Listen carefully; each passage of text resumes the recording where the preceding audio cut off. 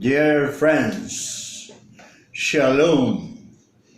Welcome to our second episode entitled Church in Politics. Some of those who oppose church involvement in politics resort to invoking biblical or gospel passages to bolster or strengthen their opposition.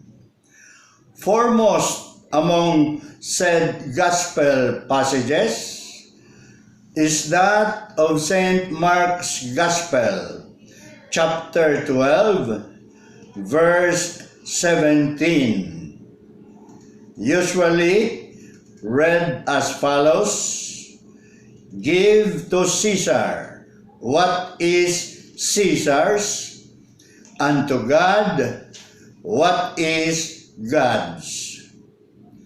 This is actually an improper or wrong translation, resulting in turn to an improper or wrong understanding, which is that politics belongs to Caesar.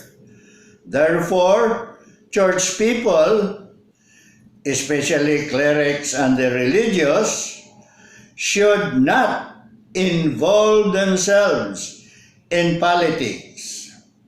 Rather, they should concentrate on what belongs to God. That is, the sacraments, liturgy, fasting, almsgiving, etc. Worse still is the thinking that politics as a secular affair has no place for morality.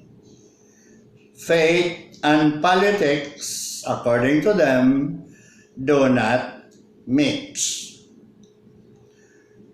There are rules for correct interpretation of biblical or gospel passages called hermeneutics. Following said rules, let us now have a closer look at the text itself, then the context, then the literary form, and if still needed, the parallel passages. To be noted that the original language of the New Testament is Greek. Now to the text. The Greek word apodete is the imperative form, plural, of the Greek infinitive form apodidomai, meaning to return or to give back. The proper translation or correct translation, therefore, is give back or return to Caesar what is Caesar's, and to God what is God's. Now the context. It is a trap. The Pharisees opposed Roman domination, while the Herodians accept it. Hence, they were actually political enemies. But in this instance, they combined forces to trap Jesus, asking him whether one should pay the imperial tax or not. This is the classic two horns of a dilemma. If Jesus answers yes, the Pharisees will discredit Jesus before the people. If Jesus answers no, the Herodians will have him arrested by the Romans. Let us go to the literary form.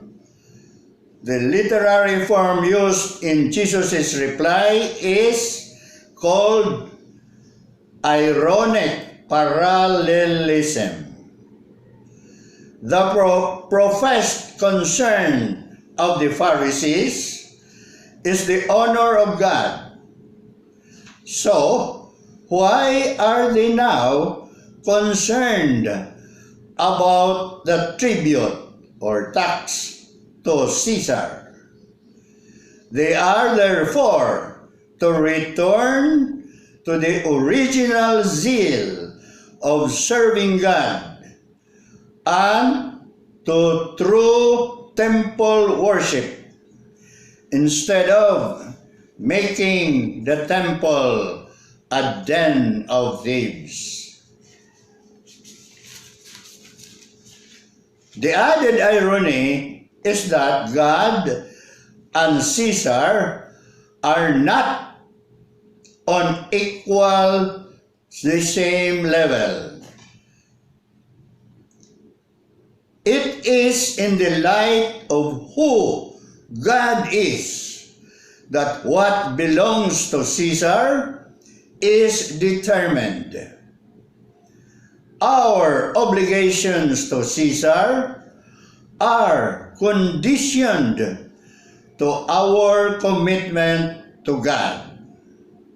In fact, we are to oppose Caesar's lordship when it becomes enslaving and exploitative. We must obey God rather than men.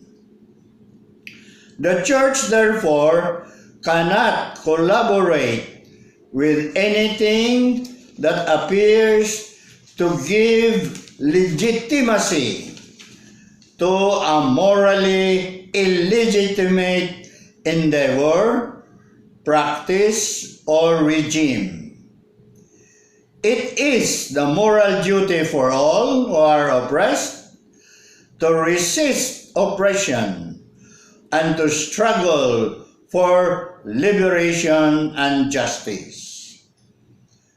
The church can be an independent source of meaning to her adherents.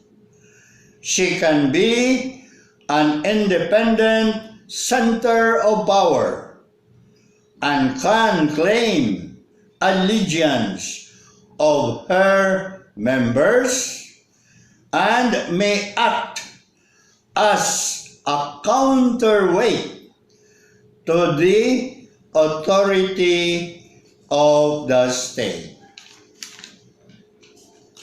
Parallel passages.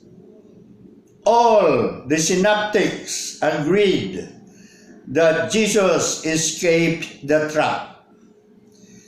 His reply caused surprise and silenced the critics.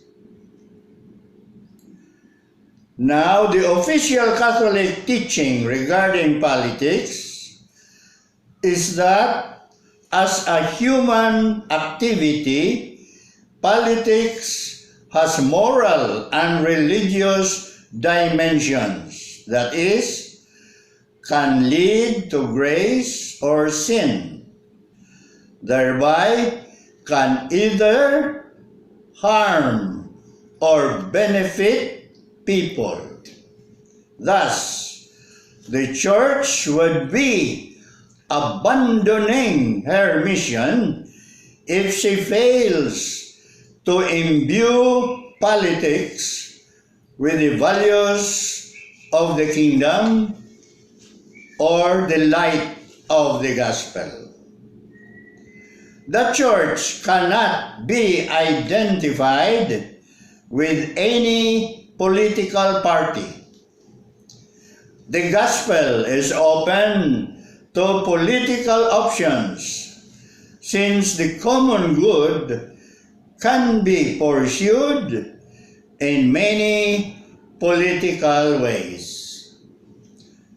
Normally, there is no Catholic vote because no particular church group can present their candidates as the church's candidates, and a particular political option becomes obligatory for Catholics only when clearly it is only the only one demanded by the gospel, and so clarified and taught by the church's teaching authority or the magisterium. Thank you for listening.